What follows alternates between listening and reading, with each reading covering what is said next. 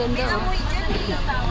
Pagdating po sa lahat, ma'am, sir, na madyo na pagdating po, that means po, welcome or maligayang pagdating. Yan po ang ating Saman Life language. No, ang unang tribo po sa isla ito ay Sama, kaya tinawag siya Saman Island. So ako nga pala po si Ana, hindi isa sabat sa magkamukha lang, required yun.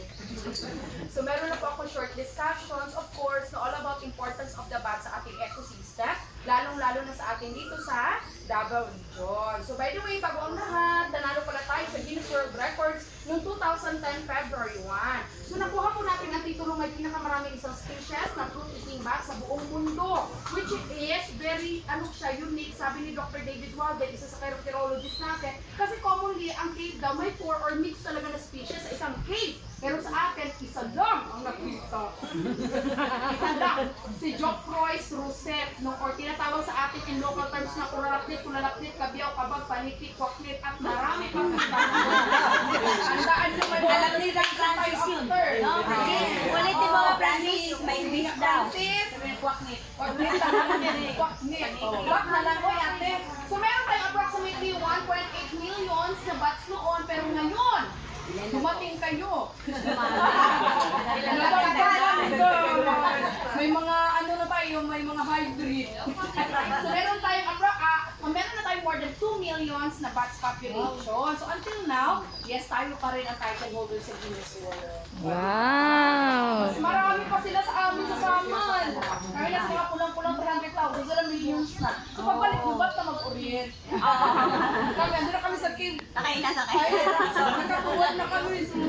Palit na. Oo, wala na. Ano na siya, human cave na. Hindi naman, kasi fruit bats naman ang nandito. So, harmless naman sila. Hindi sila nangangaki ng tao. Walang vampire bats ito, kuya. Huwag ka maniwala dun sa CR. Beware to vampire nung nakabalagay yun.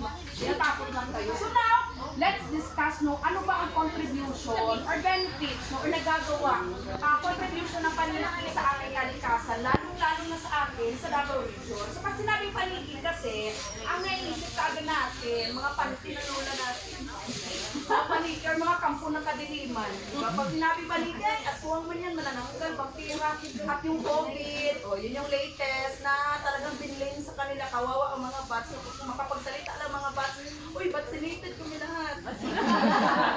Kung ngayon ganyan, nagkamasbat ako, ba't kami? Kami na lang palagi. Ba't ko kinain ng hilaw?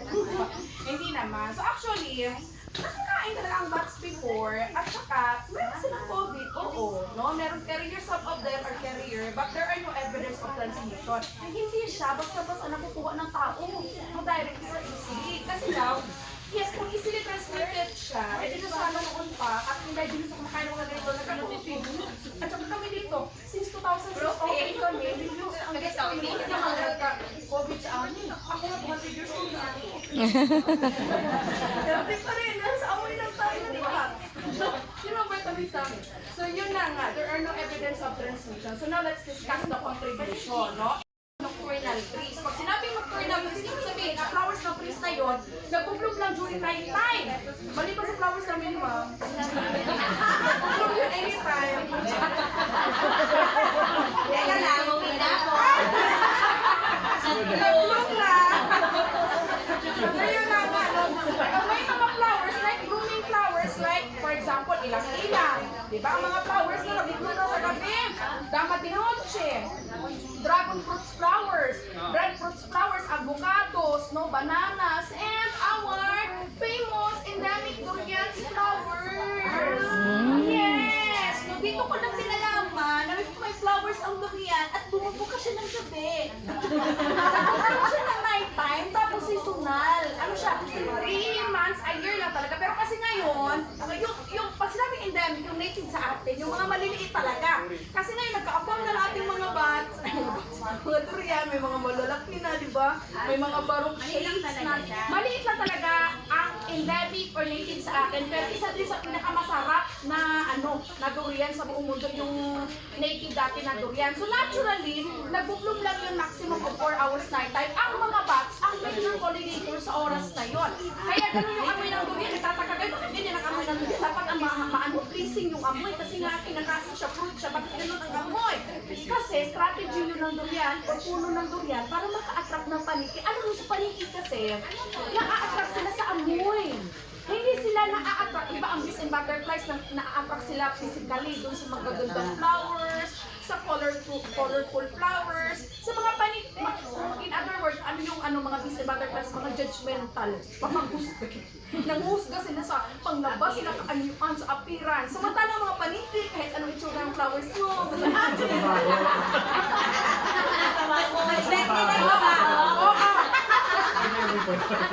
ay, andyan yung Francis. So yun na nga, ano itsura, basta may amo lang yan, kahit mabango. Yan ang pinakamasarap sa kanila. Yes. The stronger the smell, the more unique the smells, the more attractive it is for our nocturnal pollinators, just like our bats here. So pag may sumamang bat sa inyong mamaya, i-check mo pa yung flowers to burn. Baka may parang nagilig dyan. Baka Guinness title holder na. So yun na nga, no, one of the reasons why we become Korean's capital of the Philippines is because we have the most numbers of nocturnal pollinators here. O, maliban sa pollination, ang bats din natin ha, ay seeds dispersal agents. Para silang mga birds. O, birds na naman pa. Kasapan natin ang mga birds. Birds! O, dapat ano talaga, soulmate talaga yan, ma'am. So yun na nga, no, just like birds, yung mga buto from the fruit they eat ay hindi nila dinadigest. Ganun din sa paniki. Ang ginagawa nila dun sa buto, tinatain nila o niluluwa ng buo into different locations for another trees to grow. Kaya naman, meron tayo tinatawag na, ba't may mga ano dyan, masalitas, hindi naman ako ang tanim yan. O, diba? Kasi nga, lalo na, sabi ng taga-DNR, the 3% pala of our scattered trees or forest trees within the Philippines were contributed and planted by our paniki. O, diba? Ang laking tulong ng mga paniki sa ating kalikasan, especially nowadays, no? According dun sa nabasa namin na yung career guidance ba ng kabataan, medyo lessen ang interest ng young version sa pagtatanim sa agricultural, iba na related courses. More on IT na kinukuha ngayon ng kabataan. So kung magkaganon man lang, hayaan natin mabuhay ang mga ganitong hayop. Papaiyak na. Para sila na lang magtanim para sa ating guys. Diba? While we are soundly sleeping at night, somebody still working to continue the cycle of our ecosystem. Talagang hindi natutulog ang Diyos. Amen. God is good! Yeah. All the time! God is good.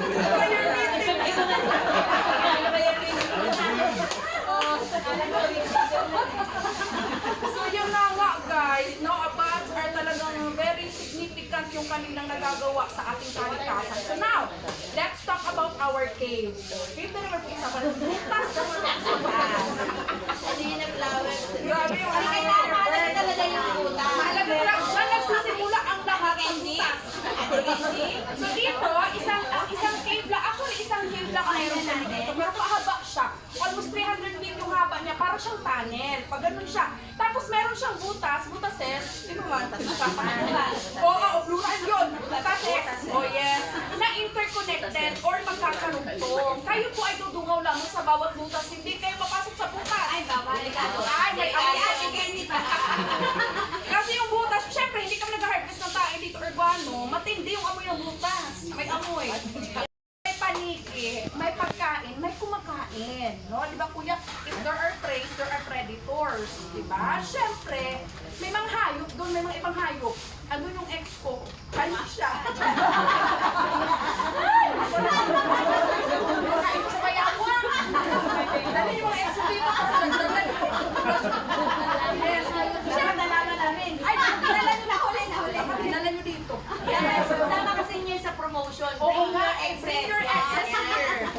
For additional population. For another breed of bats. Yun na nga, no, ang tawag dyan, ang sa loob may mga snakes. May mga expected. May mga Philippine pythons. Pero maliliit lang yung sawa namin dito. 16 feet yung apo. Maliit lang. May air basic. Tapos may mga bayawak or monitor lizards. Minsan lang nilulong yung mga monitor lizards. Kapinsan nilulong. Tapos may mga Philippine scorpions, spiders, rats at iba pang hayop na ang diets, mga paniki. So expected that nasa inside talaga sila ng state, andun talaga sila. Tapos syempre yung amoy, no? Like I've said, yung amoy ng tae nila, lalo dito, hindi kami nag-harvest, so medyo ano na siya, matapang. matapang, diba? Ammonium nitrate, matapang siya. Sa distance lang kayo talaga, doon lang kayo sa outer portion. Anyway, kahit na kayo ay nasa labas lamang, you can still see the 10% of their populations out of 2 million. So, marami-rami pa rin yun, 100,000s pa rin yun. Pero kung gusto nyo, millions talaga makita nyo kasi adventurous kayo na tao.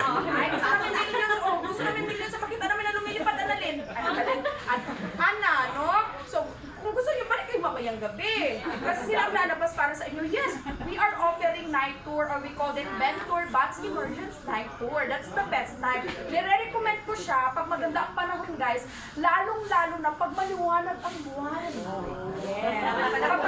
Dapat full moon. Yun. Full moon, ma'am.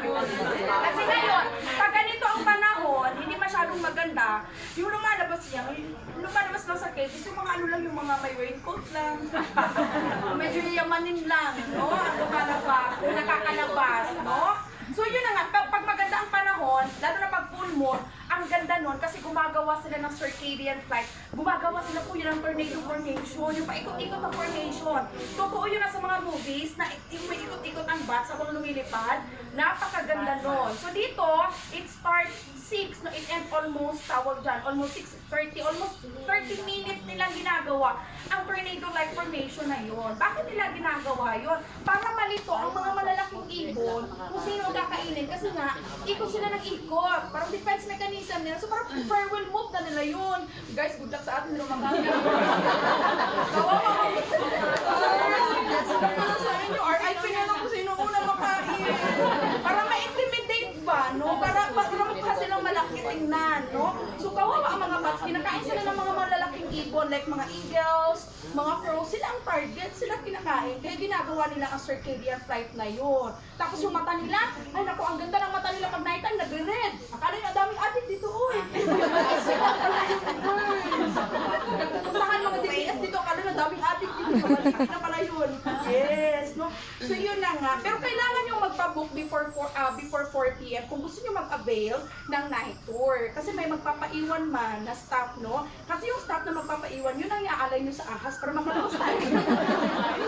Ang class kami dati, kasi tatlo na lang kami ngayon. Inalay na lang. Inalay agad. Pwede yan. Huwag tayo mamaya. Ay, napaganda naman ang alay. Ang ganda. So yun na nga. Ay, alam ka, no? Mag-break na dun, ma'am. May maganda na. So yun na nga, no? So ngayon naman, ang disadvantage lang sa nighttime, bawal na ang taking of pictures. Yun lang. At saka syempre yung smell, stronger na talaga siya, no, compared right. Kung hindi nyo kakayanin ang amoy ngayon, mas hindi nyo lalo makakayanan mamaya. So yun na nga, nire-recommend ko lang siya sa medyo adventurous na tao at yung talagang malakas ang ano, tawag dyan, hindi sensitibo sa amoy. Kasi tolerance niya sa smell. So yun. Tapos ngayon, ang kagandahan naman ngayon sa daytime, okay lang ang cameras with flashes, normal conversation, okay lang yun. At saka syempre, mas makikita nyo ang kabuuan nila at pati yung mga activities na ginagawa nila yun. So pinangalanan namin ang bawat butas base dun sa activities na ginagawa nila always doon. Diba? May mga pangalan ng mga butas dito. Halimbawa, ang una at pangalawang butas, ang tawag namin doon, maternity/mating areas. May makikita kayo nagyayakapan doon. Yes. Mapapasa na all kayo doon. Oo. So yun na nga. Pag ang kayakap maliit, anak nila yun ha. Alam nyo ba na ang bats is the only flying mammals? They are the only flying mammals? Yes. So dito, meron silang 6 months na pagbubuntis or gestation period, 3 months na breastfeeding. Once a year na sila nanganganak. Hindi parang taon, 9 months. Tapos, isang anak lang din sila sa isang taon. Akala ko dati, bakit million? Siguro marami silang nag-anak or ano sila, parang aso, pusa, maraming anak. Pero isa lang pala ang anak nila sa isang taon. May family planning sila.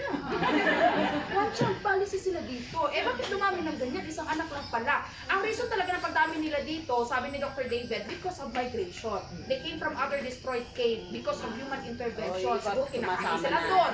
O kaya naghanap sila ng migrate. O nag-migrate sila doon sa mga safe sila, na hindi sila ginagalaw at dito yun, di ba? Tapos, pag yun na nga, no, ano sila, the only flying mammals. Pero pag ang kayakap malaki na, syempre, mga partner na nila yun.